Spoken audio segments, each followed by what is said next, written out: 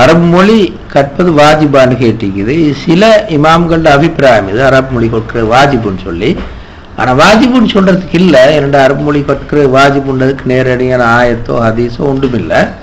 ஆனால் அரபு மொழியை கற்பது ஃபர்து கிஃபாயான்னு சொல்லலாம். ஒரு குறிப்பிட்ட ஒரு தொகையினராவது ஒரு சமூகத்தில் அரபு மொழியை கற்றிருக்கணும். அப்போதான் குரான ஹதீஸை படித்து விளங்கி மக்களுக்கு அவருக்கு விளங்கப்படுத்தலும். ஒருத்தருக்குமே அரபு மொழி சரியாவிட்டால் அப்போ குரானை பற்றி விளங்கப்படுத்தவோ ஹதீஸை பற்றி விளங்கப்படுத்தவோ பிற சட்டங்கள் சொல்லவோ மக்களை வழிநடத்துவதற்கோ ஆள் இல்லாமல் போகும். அந்த வகையில் ஒரு குறிப்பிட்ட தொகையினர் ஒவ்வொரு சமூகத்திலையும் அரபு மொழியை படித்திருக்க வேணும்னு சொல்லி நாங்கள் சொல்லலாம். ஆனால் மொத்தமாக அரபு மொழியை படிக்கிறது அவ்வளோ பேருக்கு வாஜிபுன்னு சொல்றது உண்மையில போதுமான ஆதாரம் அதுக்கு இல்லைன்னு நாங்கள் சொல்லலாம். ஆனால் அரபு மொழி படிக்கிறது மிகச்சிறந்தது என்றால எந்த சந்தேகமும் இல்லை.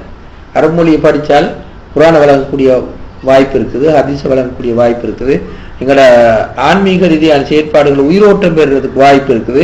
தொடும்போது எங்களுக்கு ஓதுற குரான் விளங்கும், அதில் சொல்ற திக்ருகள் விளங்கும், மத்தயா ஓதினா விளங்கும்.